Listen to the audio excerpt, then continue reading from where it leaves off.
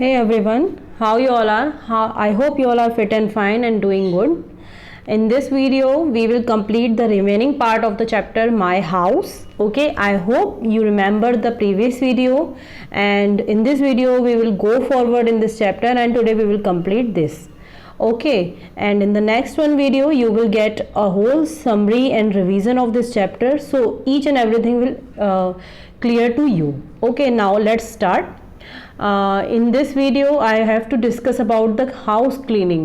Means जिस घर में आप रहते हैं, मैंने लास्ट वीडियो में आपको बताया था कि जो हाउस होता है वो बहुत ज़्यादा इम्पोर्टेंट होता है. Without house we can't expect our life. Okay, तो घर जो होता है उसके बिना हम अपनी लाइफ को एक्सपेक्ट नहीं कर सकते हैं. बट जिस जगह पर हम रह रहे हैं वो उस जगह को क्लीन और नीट रखना हमें बहुत ज़रूरी है. जैसे कि कहा जाता है a healthy mind is always in the healthy body. In the same way जैसे कि लास्ट वीडियोज़ में एक्सप्लेन मैं आपको कर चुकी हूँ कि एक हेल्दी बॉडी में ही एक हेल्दी माइंड रहता है और एक हेल्दी माइंड में के साथ ही एक हेल्दी बॉडी रहती है. उसी तरीके से अगर हम इसको देखें तो घर जो होता है उस जगह में आप रहते हैं तो एक तरीके से आप खुद को उस घर को बॉडी मान सकते हैं और अपने आप को उसका माइंड मान सकते हैं. तो आपका माइंड तभी हेल्दी होगा, यानी आप खुद तब हेल्दी होंगे जब आपकी बॉडी हेल्दी होगी, यानी कि आपका हाउस जो है वो हेल्दी होगा. वो हेल्दी किस तरह होगा? जब आप उसे नीट एंड टाइडी वे में रखेंगे, सारी चीज़ों को अपनी जगह पर रखेंगे. बच्चों की हैबिट होती है चीज़ों को इधर से उधर फेंकने की, वो चीज़ आपको अपने अंदर से रिमूव करनी होगी. ओके, तो हाउस क्लीनिंग के लिए हम बहुत सारे इक्विपमेंट और अप्लाइंसेस यूज़ करते हैं. यहाँ देखिए जैसे कि बहुत सारे अप्लाइंसेस लगे हुए हैं. मैं बता देती हूँ, आपको एक्सप्लेन कर देती हूँ. ये आपका ब्रूम है. ब्रूम का मतलब होता है झाड़ू. ये है broom, this one. Okay, and यहाँ देखिए ये मॉप है. मॉप का मतलब होता है पोंछा. ठीक है, यानी कि आप जो फर्श को क्लीन करते हैं जिस क्लॉथ की हेल्प से, दैट इज कॉल्ड मोप. MOP, मोप. Okay, MOP. ओके, तो ये आपको याद रखना है कि मोप क्या होता है. From this day onward you will not से कि पोंछा, यू हैव टू से मोप. ओके, झाड़ू को ब्रूम कहते हैं तो यू नीड टू से ब्रूम इट. ब्रूम कहना है आपको इसे.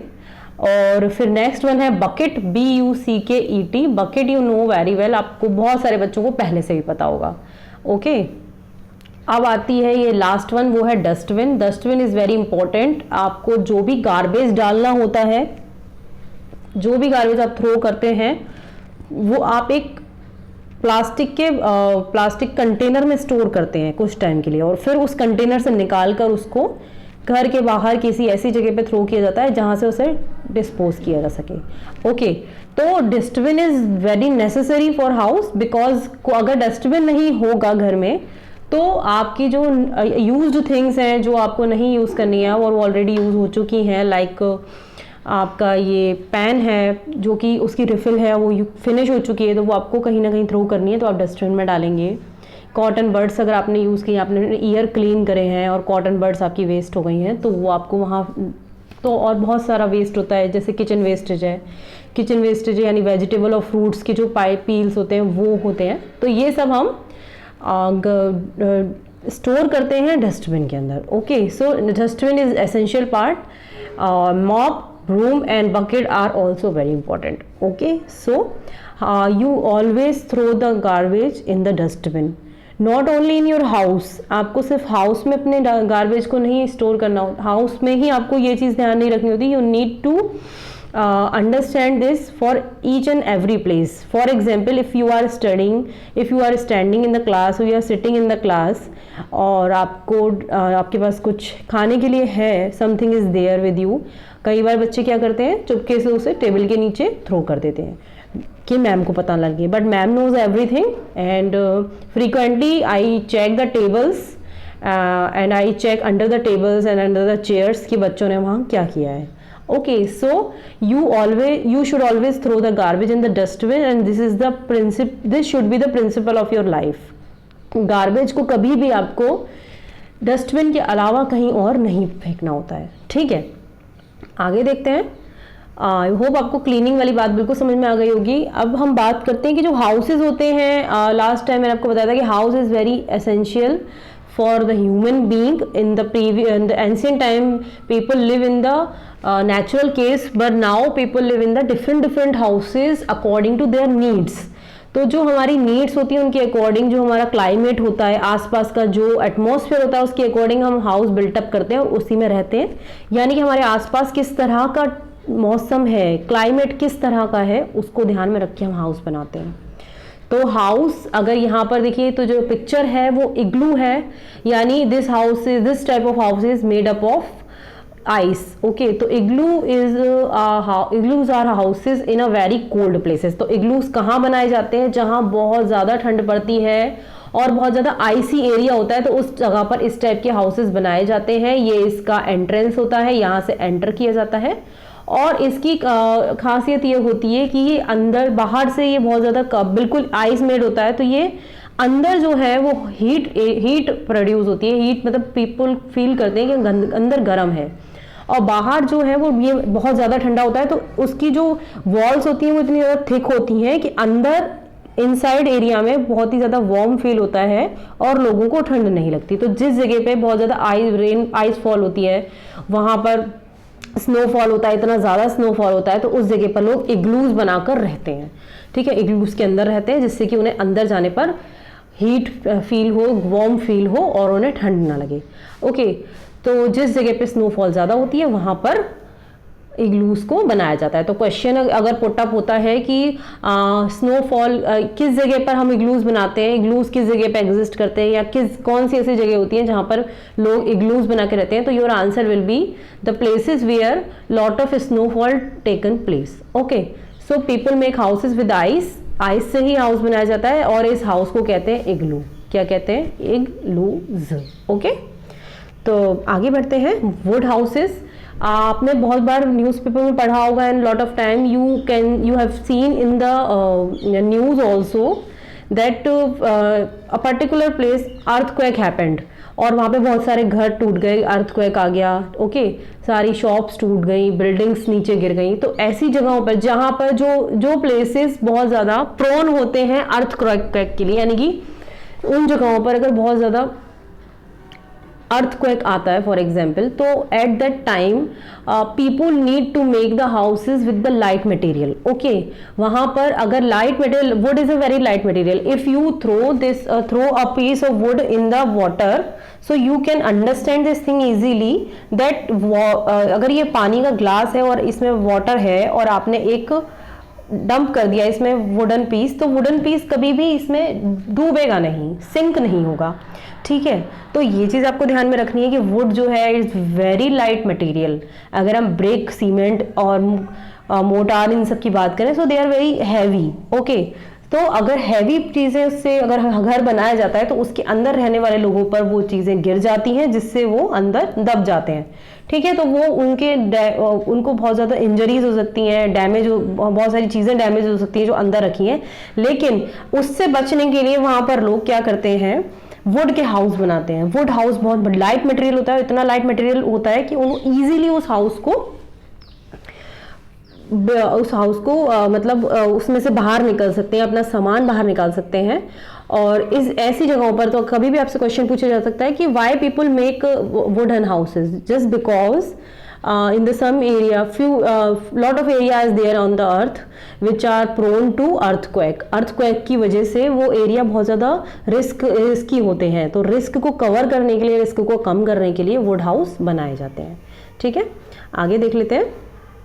Tents house are the houses made up of special cloth. एक स्पेशल टाइप का क्लॉथ होता है जो कि बहुत हार्ड होता है, और उसे इस तरह से अगर स्ट्रेट किया जाता है तो वो वैसा का वैसा रहता है। ठीक है, नीचे नहीं गिरता। So they can be rolled up and carried from one place to another place. जो लोग एक जगह से दूसरी जगह पे ट्रैवल कर रहे होते हैं उनके लिए टेंट हाउस बहुत यूजफुल होता है। वो किसी भी सेफ एरिया में जाके टेंट अपना प्लेस करते हैं और वहाँ पर वो रहते हैं जितने टाइम के लिए उन्हें रहना था। फिर उसके बाद वो टेंट को फोल्ड कर लेते हैं और दूसरी जगह पर जाकर सेटल हो जाते हैं। So the people who migrate from one place to another place frequently they use to live in the tents. Okay, तो किस टेंट हाउस में कौन से लोग रहते हैं? जो एक जगह से दूसरी जगह पर अक्सर जाते हैं। ठीक है, नाउ स्टिल्ट हाउस, इसके बारे में आई थिंक आपने नहीं सुना होगा। It is new kind of house I hope आपने नहीं सुना होगा, मगर अगर सुना है तो बहुत अच्छी बात है, नहीं सुना है तो मैं बता देती हूँ। कुछ जगहों पर हाउस जो है वो फ्लोर से थोड़ा ऊपर बनाए जाते हैं। जैसे देखिए यहाँ फॉर एग्जांपल फ्लोर है नीचे और उसके ऊपर इतना ऊपर करके इन्होंने हाउस बनाया होता है कुछ रीजंस की वजह से, कि शायद नीचे पानी हो और हो सकता है कि नीचे कुछ मार्शी एरिया हो यानी दलदल हो, या कुछ ऐसी चीज़ें हो, या फिर कई बार ऐसा होता है कि वाइल्ड एनिमल्स का वहाँ पर बहुत ज़्यादा रिस्क होता है, तो उस जगह पर भी लोग स्टिल्ट हाउस को प्रेफरेंस देते हैं, जिससे कि ईजिली कोई भी इस घर में एंटर ना हो सके या किसी भी तरीके का रिस्क ना हो यहाँ पर रहने वाले लोगों की लाइफ में। So this type of houses are called stilt houses. All right, so houseboats, now we are going forward to the houseboats. Houseboats are the boats, houses which exist on the water.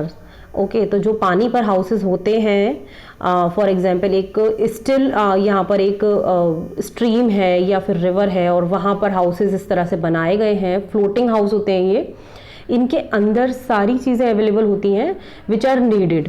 Okay, so these का type of houses are called house boats. बहुत सारी मैं world में इतनी सारी ऐसी जगह हैं जहाँ पर प्लेन सरफेस नहीं है, वहाँ पर वाटर एरिया ही है। तो वाटर एरिया जब होता है तो वहाँ पर लोग घर नहीं बना सकते, क्योंकि घरों के अंदर पानी घुस जाएगा, उसका जो सामान होगा वो सब खराब हो जाएगा और लोग इजीली अपनी लाइफ को नहीं जी पाएंगे। तो इस कंडीशन में दे प्रेफर हाउस बोट। तो हाउस बोट क्या होता है, एक बोट के ऊपर हाउस बना दिया जाता है और हाउस के अंदर सारी चीज़ें ज़रूरत की जो होती हैं विच आर नीडेड वो सब उसमें रख दी जाती हैं। तो ठीक है, सो इनको हाउस बोट कहते हैं। ये भी आपके वुड मटेरियल से बना होता है, इनका मटेरियल भी जो होता है वो वुड का ही होता है। ओके, तो इन्हें हाउस बोट कहते हैं और इन्हें शिकारा भी कहते हैं। कश्मीर में ऐसे बहुत सारे हाउसेस देखने को मिलते हैं और वहाँ होटल्स जो होते हैं, अगर आप ट्रैवलिंग के लिए जाएंगे तो वहाँ पर